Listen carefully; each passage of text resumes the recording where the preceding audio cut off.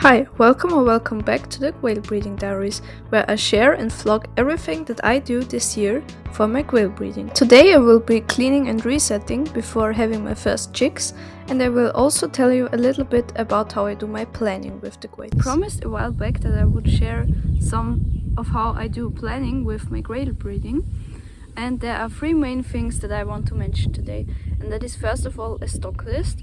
And I usually do this like first week of January, so I just take a list and then list all the quails that I have, and then I also put like the color they have, if they are a hen or rooster, how old they are, if they have any rings, so I can identify them later again. And I also, but just very vaguely, decide if I want to use them for breeding or not. This is not like a final decision or anything, but I just like to have a little bit of an idea what I will be doing. The next thing I do is, which is probably the most important one, and it is to actually define your goals with breeding. This can be very specific, and you can of course also have several goals, like you want to improve the color, you want to improve the character, the weight, whatever it is that you will focus on. But I think that it is very helpful to write it down. So most of the times in the first 1 or 2 months of the year, I will write a breeding plan, and there I will have my goals, and I will have a rough plan of which birds I want to breed, that I will hopefully get the results that I want. And in the past I have also included like a bit of a backstory on what I did last year. But now I have decided that I will do this in 2 separate tasks. So I will write a breeding report, and honestly, like, if you didn't even enjoy writing reports in school or something, you don't have to do it. It's just, I enjoy writing such things, and it's mostly for me, but theoretically, if someone asks what I'm doing with breeding, I can just show them this report. So I would write what I did last year, which quails I bred, and how the chicks turned out, what went well, what went wrong. So to sum it up, I like to have my goals in a separate breeding plan, which is to just document on my computer, and I write everything down. But you wouldn't have to do it that complicated. You could also just write your goals down, and that's it.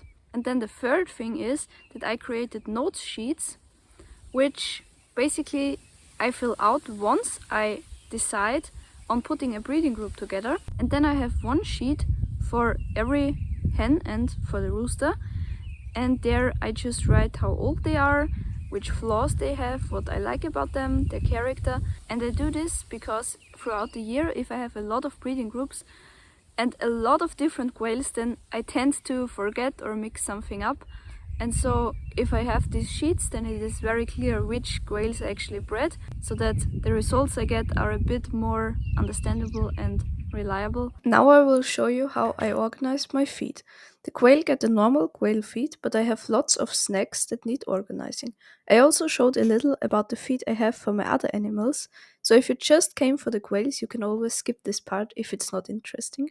The first thing I will start with is organizing this space of like food and snacks for my birds and quails, and also mixing up some new bird feed, because some of it I mix myself because I can't buy it like with the ingredients I want here. So yeah, I'm about to do that now. This is some guinea pig feed.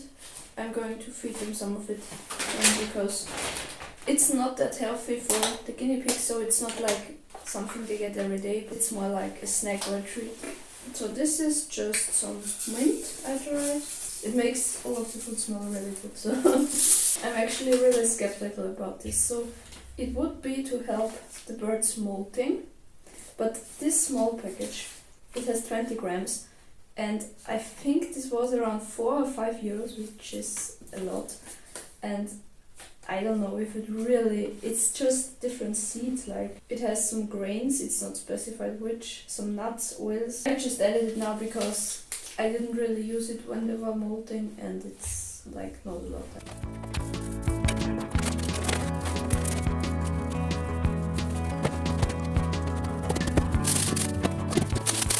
So here I have the unmixed food, and then this is for my cockatiels. It has some bigger seeds, and this is for the zebra finches, so it has smaller seeds. Here are some dried sunflower heads for the cockatiels. I dried them myself, which is pretty neat. Yeah, here's some grains. Yeah, then here a bit more organized. all of the dried herbs, some seeds, and yeah, some random snacks and stuff. So this just goes in here. This is actually an old sunflower head. You can see they've picked out all of the little seeds. So I'm going to take this with me. Then I had to run a quick errand, and after coming back I just fed the guinea pigs and then finally got to the actual cleaning. Hello turkeys! Here you can see a rabbit. If you've seen my Homestead tour, you know that they can go outside here, and here is a turkey-free zone. So this one is actually mine, the darker one. It's called Elvis, and this one is called Dilo. That's what my, I think, 1.5-year-old sister at the time named him. And he's already enjoying his snack. Very cute. I'm a bit sad that they're not that tame, so you can't really pet them. I had to clean all the cages that I used for chicks and raising quails last year so that they are fresh and ready for the new chicks. I still have to clean all these cages with water, but it is evening now and I think that it's going to freeze overnight, so I won't take them outside now and clean them with water because they won't dry up, they will just freeze and plastic could be damaged. Now I have this coop left. Originally there was like a plate here so that it were like 2 coops, but we removed it because it was not working for the cleaning. It is still annoying to clean out because you can't really reach all the way through there, but you can take off this top half. But taking away this top half is possible like now, yeah, no problem. But if I have quails in there and these are nervous birds or even not nervous ones, which are usually tame, if you take it away and then you clean it like from above, they still get scared, so they fly out, and yeah, that's not really practical. Now it's no problem to clean it, so yeah, let's do that.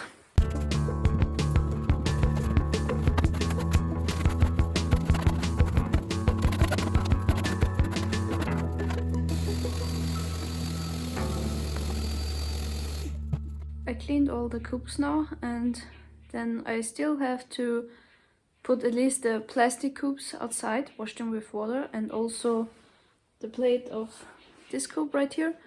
And yeah, then we can put them to the new location.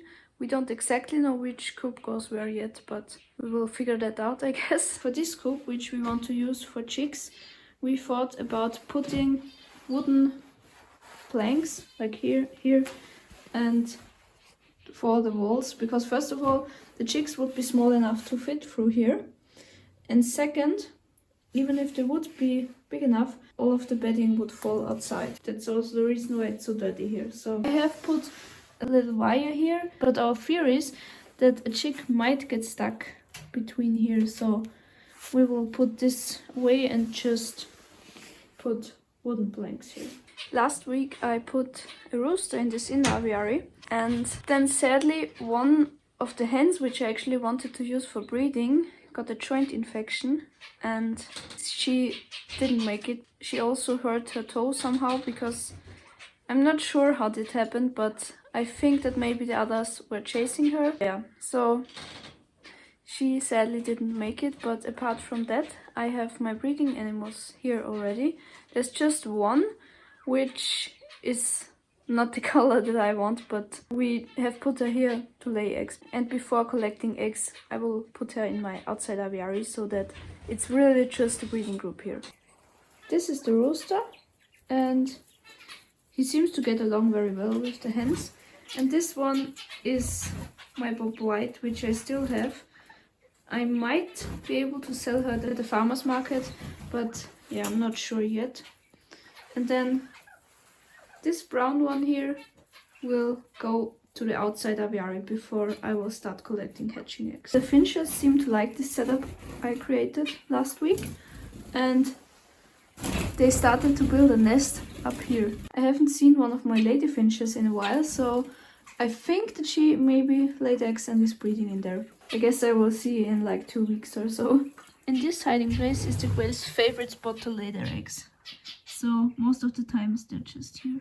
In general, I do recommend not to have too complicated hiding places because you want to make it really easy to collect the eggs, and also you want to have hiding places which the quails really enjoy and where they feel safe and secure.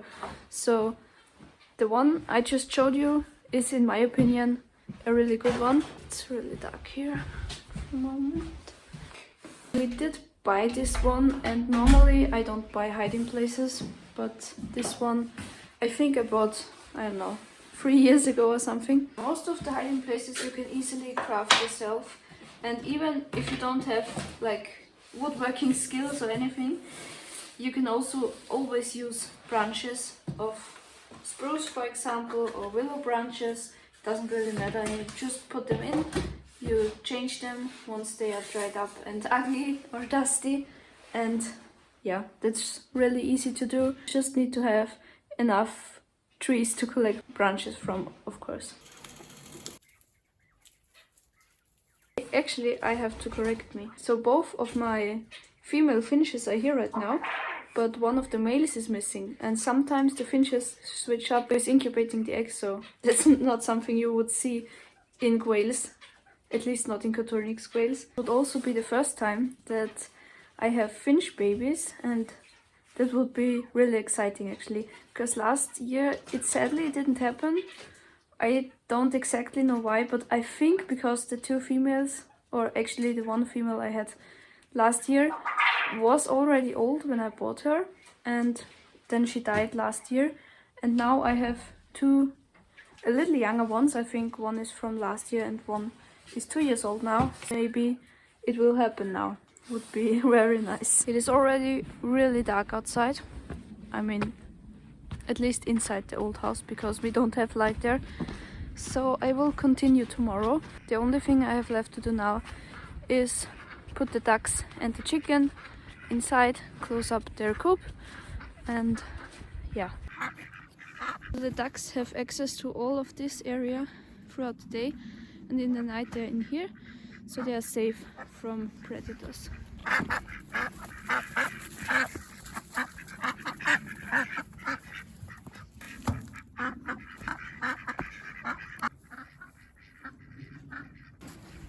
Hi. This was our bottle lamb, so that's why he's so tame. All the chickens are inside, and just these two escaped somehow. So I have to catch them, put them inside, and then close up their